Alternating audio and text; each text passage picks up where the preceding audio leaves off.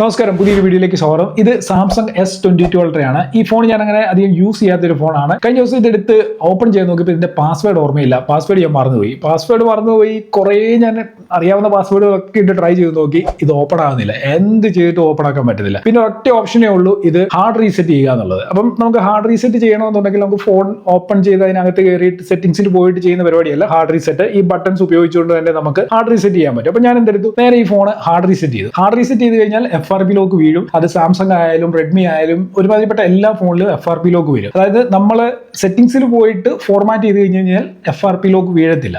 Hard reset ചെയ്ത് കഴിയുമ്പോഴാണ് ഈ FRP ലോക്ക് വീഴുന്നത്. അങ്ങനെ FRP ലോക്ക് വീണ് കഴിഞ്ഞാൽ രണ്ട് ഓപ്ഷൻ ഉണ്ട് ഫോൺ ഓപ്പൺ ചെയ്യാനായിട്ട്. ഒന്നുകിൽ പഴയ പാസ്വേഡ് എന്താണോ അത് എൻ്റർ ചെയ്ത് കൊടുക്കുക. അതല്ല എന്നുണ്ടെങ്കിൽ ഈ ഫോണിൽ ലോഗിൻ ചെയ്തിരുന്ന ഇമെയിൽ ഐഡിയുടെ ഇമെയിൽ ഐഡിയും പാസ്വേഡും എൻ്റർ ചെയ്ത് കൊടുത്തുകൊണ്ട് നമുക്ക് ഫോൺ ഓപ്പൺ ചെയ്യാം, ഫോണിലേക്ക് ലോഗിൻ ചെയ്യാൻ സാധിക്കും. അപ്പം നിർഭാഗ്യവശാൽ ഇതിൽ ഉപയോഗിച്ചിരുന്ന ഇമെയിൽ ഐഡിയുടെ പാസ്വേഡും എനിക്കറിയത്തില്ല.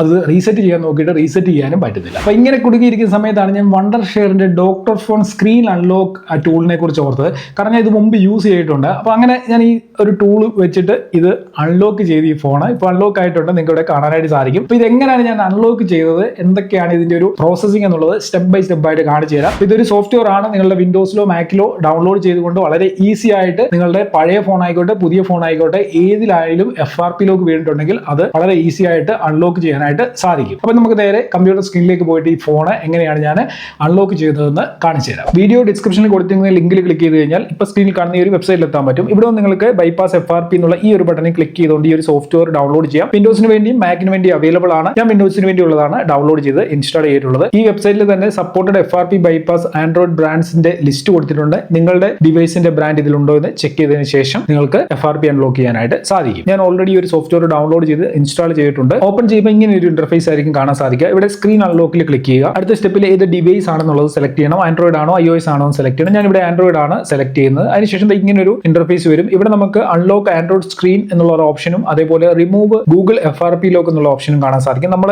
FRP ലോക്ക് ആണ് അൺലോക്ക് ചെയ്യാൻ പോകുന്നത്. ജസ്റ്റ് FRP ലോക്ക് എന്നുള്ളതിൽ ക്ലിക്ക് ചെയ്ത് സെലക്ട് ചെയ്യുന്നു. അടുത്ത സ്റ്റെപ്പിൽ ഏതൊക്കെ ഡിവൈസുകൾ ഇതിൽ സപ്പോർട്ടഡ് ആണെന്നുള്ള ലിസ്റ്റ് വന്നിട്ടുണ്ട്. ഷവോമി, റെഡ്മി, ഓപ്പോ അങ്ങനെ ഒരുമാതിരിപ്പെട്ട എല്ലാ ബ്രാൻഡുകളും ഇവിടെ ലിസ്റ്റ് ചെയ്തിട്ടുണ്ട്. നമ്മളിപ്പം ചെയ്യാൻ പോകുന്നത് സാംസങ്ങിന്റെ FRP അൺലോക്ക് ആണ് ചെയ്യുന്നത്. അപ്പം സാംസങ് ഞാൻ സെലക്ട് ചെയ്തിട്ട് സ്റ്റാർട്ടിൽ ക്ലിക്ക് ചെയ്തു. ഇവിടെ ആൻഡ്രോയിഡ് ഡിവൈസ് OS ചിപ്സെറ്റ് ഏതാണ് ഇങ്ങനെയൊക്കെയുള്ള കാര്യങ്ങൾ കൊടുത്തിട്ടുണ്ട്. അപ്പം നമുക്ക് ഇവിടെ ഒന്ന് ആൻഡ്രോയിഡ് OS 7 ആണോ 8 ആണോ ഏതാണെന്ന് അറിയാമെന്നുണ്ടെങ്കിൽ നമ്മൾ ഇത് സെലക്ട് ചെയ്യുക. അറിയത്തില്ല എന്നുണ്ടെങ്കിൽ all Android version 1 click removal എന്നുള്ള ഈ ഒരു ഓപ്ഷൻ സെലക്ട് ചെയ്താൽ മതി. അതിനുശേഷം ജസ്റ്റ് സ്റ്റാർട്ട് എന്നുള്ള ബട്ടണിൽ ക്ലിക്ക് ചെയ്യണം.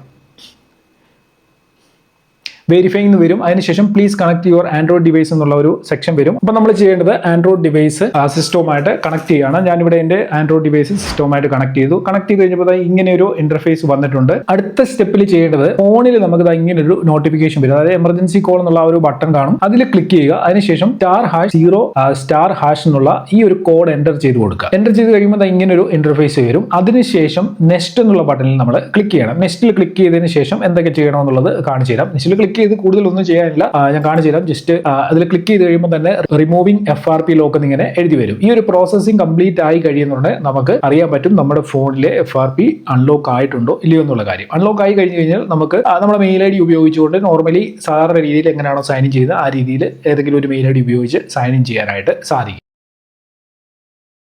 ഓക്കെ, ഫൈനലി ഈ ഒരു ഫോണിലെ FRP ലോക്ക് അൺലോക്ക് ആയിട്ടുണ്ട്. അപ്പൊ ഇത്രയും കാര്യമുള്ളൂ. FRP അൺലോക്കിംഗ് സക്സസ്ഫുൾ ആയി കഴിഞ്ഞ് കഴിഞ്ഞാൽ നമ്മുടെ ഫോണിൽ പാസ്വേഡും അതേപോലെ ഗൂഗിൾ IDയും ചോദിച്ചിരുന്നതിന്റെ അടുത്തായിട്ട് സ്കിപ്പ് എന്ന് പറയുന്ന ഒരു ഓപ്ഷൻ വരും. ആ സ്കിപ്പിൽ ക്ലിക്ക് ചെയ്തുകൊണ്ട് നമുക്ക് ഫോൺ അൺലോക്ക് ചെയ്തെടുക്കാനായിട്ട് സാധിക്കും. അപ്പൊ എന്റെ ഫോൺ അൺലോക്ക് ആയിട്ടുണ്ട്. വളരെ ഈസി ആയിട്ട് തന്നെ ഈ ഒരു പ്രോസസ്സിംഗ് നിങ്ങൾക്ക് ചെയ്യാനായിട്ട് സാധിക്കും. അപ്പൊ ഈ FRP ലോക്ക് വീഴുന്നതിന്റെ സിറ്റുവേഷൻ എന്ന് വെച്ച് കഴിഞ്ഞാൽ നമ്മൾ ഫോൺ ഹാർഡ് റീസെറ്റ് ചെയ്താലാണ് ഈ FRP ലോക്ക് വീഴുന്നത്. മനസ്സിലായോ? അതായത് നമ്മൾ ഫോണിൽ സെറ്റിംഗ്സിൽ പോയിട്ട് ഫാക്ടറി റീസെറ്റ് ചെയ്ത് കഴിഞ്ഞാൽ FRP ലോക്ക് വരത്തില്ല. പക്ഷേ ഹാർഡ് റീസെറ്റ് ചെയ്ത് കഴിഞ്ഞ് കഴിഞ്ഞാൽ FRP ലോക്ക് വരും. ഒന്നുകിൽ നമ്മുടെ ഫോണിന്റെ പാസ്വേഡ് ഏതാണെന്ന് നമുക്ക് അറിയണം. അതല്ല എന്നുണ്ടെങ്കിൽ ലാസ്റ്റ് സൈൻ ഇൻ ചെയ്തിരുന്ന ഇമെയിൽ ഐഡിയുടെ പാസ്വേഡ് ഇമെയിൽ ഐഡിയും അറിഞ്ഞെങ്കിൽ മാത്രമേ നമുക്ക് ഫോണിലേക്ക് എൻ്റർ ചെയ്യാൻ പറ്റൂ.